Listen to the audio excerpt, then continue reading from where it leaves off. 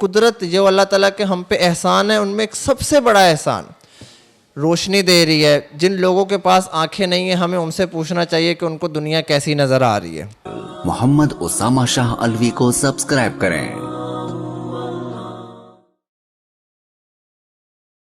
نحمده ونصلي ونسلم على رسوله الكريم اما بعد فاعوذ بالله من الشيطان الرجيم بسم الله الرحمن الرحيم.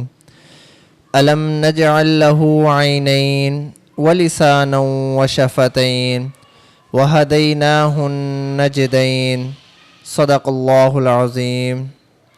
سورۃ البلد آیت نمبر 8 تا آیت نمبر 10 تک تلاوت کی ہے.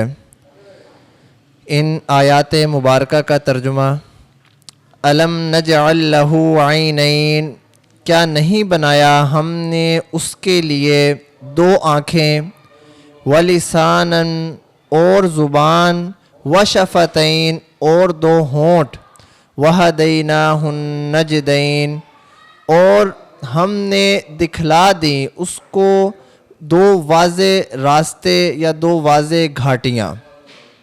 سورۃ البلد آیت نمبر 8 تا آیت نمبر 10 تک تلاوت کی ہے اور اس کا ترجمہ بیان کیا. ما قبل جو ہم نے سورت پڑھی تھی، سبق پڑھا تھا، اس کے اندر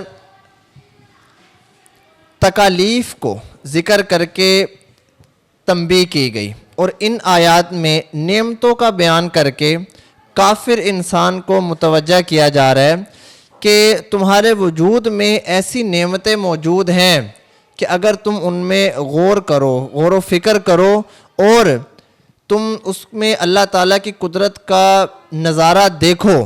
مثال کے طور پہ اس کے اندر سب سے پہلا ذکر کیا گیا؟ عینین، آنکھوں کا. یعنی کہ آنکھیں ایک اللہ تعالیٰ کی قدرت جو اللہ تعالیٰ کے ہم پہ احسان ہے ان میں ایک سب سے بڑا احسان روشنی دے رہی ہے. جن لوگوں کے پاس آنکھیں نہیں ہیں ہمیں ان سے پوچھنا چاہیے کہ ان کو دنیا کیسی نظر آ رہی ہے. اور پھر اللہ تعالیٰ نے یہ آنکھ جو بنائی، اوپر نیچے دو ہڈیاں رکھی، اس کی حفاظت کے لیے فرشتے، 7 فرشتوں کا ذکر آتا ہے کہ اللہ تعالیٰ نے خاص آنکھ کی حفاظت کے لیے 7 فرشتوں کو مقرر کیا ہے. آپ نے کبھی دیکھا ہوگا اچانک گرنے لگی، آنکھ پہ چوٹ لگنے لگی، یہاں چوٹ لگ گئی، یہاں چوٹ لگی، اندر نہیں لگی، تو اس میں ہمارا کوئی کمال نہیں ہوتا. وہ اللہ تعالیٰ نے جو فرشتے مقرر کیے ہوئے ہوتے ہیں وہ اللہ کے حکم سے ہماری اس آنکھ کو بچا لیتے ہیں. یعنی کہ اللہ تعالیٰ کہہ رہے ہیں کہ یہ اللہ تعالیٰ کی قدرت ہے، ان کے اندر غور و فکر تو کرو، ان کے اندر دیکھو تو صحیح. پھر اللہ تعالیٰ نے جو 2 آنکھیں دی ہیں ان کے اندر آپ بناوٹ دیکھیں. یہ نہیں کہ یہ آنکھ بڑی بنا دی، یہ چھوٹی بنا دی، نہیں، دونوں کا سائز، دونوں کو دیکھنے کی چیز ایک جیسی اللہ تعالیٰ نے رکھی. ساتھ میں دوسری چیز ولسانا، اور زبان، وشفتین اور 2 ہونٹ بنائے. کہتے ہیں کہ زبان جو ہے وہ تیر کی طرح ہوتی ہے اور وشفتین نیام کی طرح ہوتی ہے کہ اگر زبان سے ہونٹ کھلے اور منہ سے کوئی جملہ نکلا تو پھر وہ واپس نہیں آ سکتا. جس طرح ایک دفعہ تیر جو ہے وہ نیام سے نکل جائے تو وہ واپس نہیں آ سکتا. لیکن یہ بھی اللہ تعالیٰ کی ایک بہت بڑی قدرت ہے اور جو اللہ تعالیٰ نے ہمیں دی ہے، اس لیے ہمیں اس پہ بھی اللہ تعالیٰ کا شکر ادا کرنا چاہیے. آخری آیت وَهَدَيْنَاهُ النَّجْدَيْنِ، مقصد یہ ہے کہ ہم نے انسان کو آنکھیں عطا کر کے 2 واضح راستے دکھا دیے، ایک خیر کا، ایک شر کا. اب انسان کے اختیار میں ہے کہ چاہے وہ خیر کے راستے کے اوپر چلتے ہوئے جنت کمائے یا چاہے وہ شر کے راستے کے اوپر چلتے ہوئے جنت نہ کمائے بلکہ جہنم کمائے. ہمیں کیا کرنا چاہیے؟ ہمیں اپنی زندگی کو بہتر طریقے سے گزارنے کے لیے یہ جو اللہ تعالیٰ کی قدرت ہے ہمیں اس سے سبق سیکھنا چاہیے.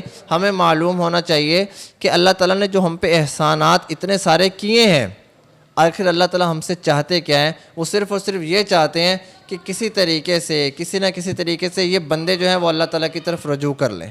اور اگر ہم اللہ تعالیٰ کی طرف لوٹ آئیں گے تو ہمیں آخرت کے اندر جنت مل جائے گی، نہیں لوٹیں گے تو ہمیں آخرت کے اندر جنت نہیں ملے گی بلکہ جہنم ملے گی.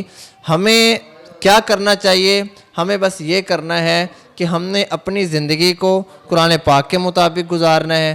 ہم نے اپنی زندگی کو اللہ تعالیٰ کے نبی کی تعلیمات کے مطابق گزارنا ہے، جس طرح صحابہ کرام نے گزارا ہے. جس طرح صحابہ کرام کی زندگی تھی ہم نے بھی بعینی ہی ویسے ہی اپنی زندگی گزارنی ہے. ہاں ہم ان کے لیول تک تو نہیں پہنچ سکتے، لیکن کوشش کر سکتے ہیں کہ ہم اچھے اعمال کریں، ہم ایک دوسرے کا خیال رکھیں تو ہمیں بڑا فائدہ ہوگا۔ اللہ تعالیٰ سے دعا ہے کہ اللہ تعالیٰ عمل کرنے کی توفیق عطا فرمائے۔ وما علینا الا البلاغ المبین۔ دینی اور دنیاوی معلومات کے لیے اس چینل محمد اسامہ شاہ الوی کو سبسکرائب کریں۔